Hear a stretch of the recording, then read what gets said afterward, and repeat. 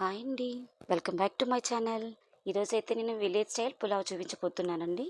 దానికోసం ముందుగా కొత్తిమీర, పుదీనా, అలాగే మసాలా దినుసులన్నీ చెక్క, లవంగాలు, యాలకులు, అనాస పువ్వు, జాజికాయ, జాపత్రి, రాతి పువ్వు తీసుకున్న, అలాగే కొబ్బరి పేస్ట్ అండి. ఇప్పుడు నేను 2 కేజీల బియ్యాన్ని వండబోతున్నాను కాబట్టి దానికి సరిపడేటట్టు ఒక పెద్ద పాత్ర తీసుకొని స్టవ్ వెలిగించి దాని మీద పెట్టుకొని ఆయిల్ వేసుకొని, ఆయిల్ బాగా హీట్ ఎక్కిన తర్వాత అందులో మసాలా దినుసులన్నీ వేసుకొని చక్కగా వేయించుకున్నానండి. అవి వేగేటప్పుడు పచ్చిమిరపకాయలు కూడా వేసుకొని, అవి చిటపట అంటున్నప్పుడే ఉల్లిపాయలు కూడా నేను 3 ఉల్లిపాయలు తీసుకొని సన్నగా పొడుగ్గా కట్ చేసుకొని వేసుకొని వేయించుకున్నానండి. పచ్చిమిరపకాయలు అయితే ఒక 4 పచ్చిమిరపకాయలు తీసుకున్నాను. సో, ఇలా వేసుకొని చక్కగా వేయించుకోవాలండి పాత్ర అంతా కూడా కలిసేటట్టు. అప్పుడే బాగా వేగుతాయండి. అవి వేగిన తర్వాత అల్లం వెల్లుల్లి పేస్ట్ తీసుకున్నానండి. ఒక 4 స్పూన్లు అయితే తీసుకున్న 2 కేజీల బియ్యం కాబట్టి. సో, ఇలా తీసుకొని నేను అల్లం వెల్లుల్లి పేస్ట్‌ని ఇలా బాగా వేయించుకున్నానండి. ఈరోజు పవర్ కట్ అవ్వటం వల్ల వంట బయట చేశానండి నేను మా మరదల సహాయం తీసుకొని.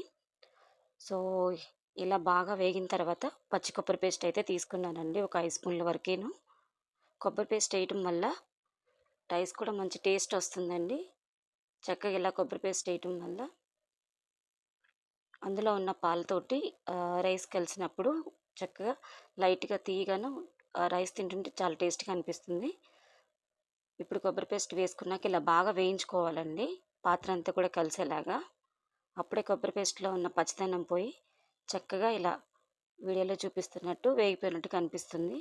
సో, అప్పుడు కొత్తిమీరగా ఒక గుప్పెడు, అలాగే ఒక గుప్పెడు పుదీనా కూడా వేసుకోవాలి. సో, ఈ 2 కూడా వేసుకున్న తర్వాత బాగా మసాలాలో ఈ కొత్తిమీర, అలాగే పుదీనా కలిసేటట్టు బాగా ఫ్రై చేసుకోవాలి. చూపిస్తున్నారు కదా వీడియోలో. సో, ఇలా చూసినట్టు బాగా చక్కగా వేగేటట్టు తిప్పుతూ పాత్రలో వేయించుకోవాలండి. సో, ఎప్పుడైతే ఈ కొత్తిమీర, పుదీనా వేగింది అని అనుకున్నప్పుడు టమాటాలు వేసుకోవాలండి. నేను మీడియం సైజ్ టమాటాలు ఒక 3 తీసుకున్నానండి. మరి టమాటాలు ఎక్కువైపోతే రైస్ పుల్లగా అనిపిస్తుంది. కాబట్టి నేను 3 మాత్రమే తీసుకున్నాను. 2 కేజీల రైస్ అయినా కూడా సరిపోతుందండి.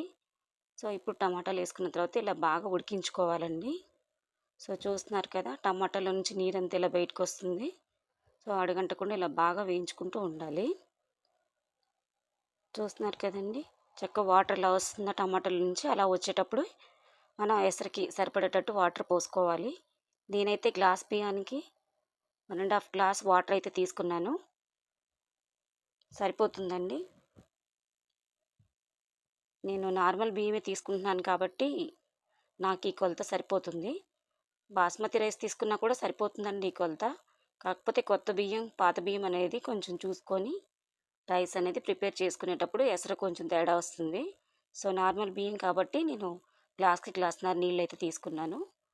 ఇప్పుడు వాటర్‌లో టమాటా పేస్ట్ ఇవన్నీ కూడా బాగా కలిసేటట్టు కలుపుకున్న తర్వాత సరిపడంత ఉప్పేసుకొని బాగా తిప్పి మూత పెట్టి ఒక 5 నిమిషాలు మరిగించుకోవాలండి.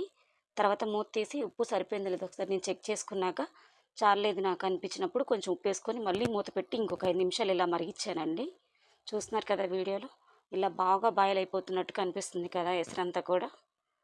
సో, ఇప్పుడు నేనైతే బియ్యం కడిగి పెట్టుకొని ఆ మరిగే ఎసరులో నేను బియ్యాన్నయితే వేయించేసుకున్నానండి.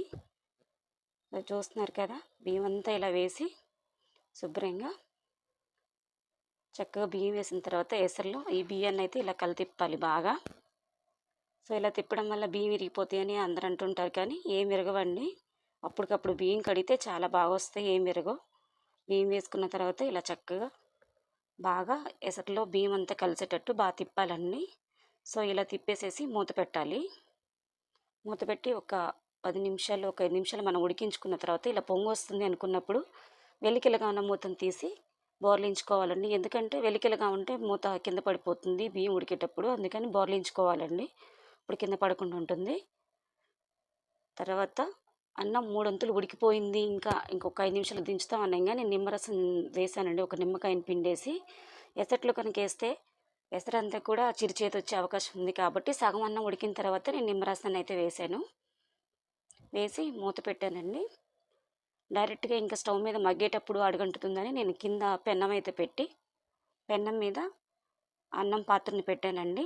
పాత్ర పైన కూడా మళ్ళీ నేను చిన్న రోల్ని పెద్ద బరువు కింద పెట్టానండి. ఆవిరంతా బయటికి పోకుండా చక్కగా మగ్గించిన తర్వాత 10 నిమిషాల తర్వాత ఫైనల్గా రైస్ అయితే ఇలా వచ్చిందండి. సో ఈ రైస్ని నేను రైతాతోటి అలాగే చికెన్ కర్రీతోటి తిన్నాను. సూపర్ టేస్ట్ అయితే వచ్చిందండి. మీరు కూడా తప్పకుండా ట్రై చేయండి. మీకు ఎలా అనిపించిందో, మీకు ఎలా ఈ టేస్ట్ వచ్చిందో కామెంట్ సెక్షన్లో కామెంట్ చేయండి.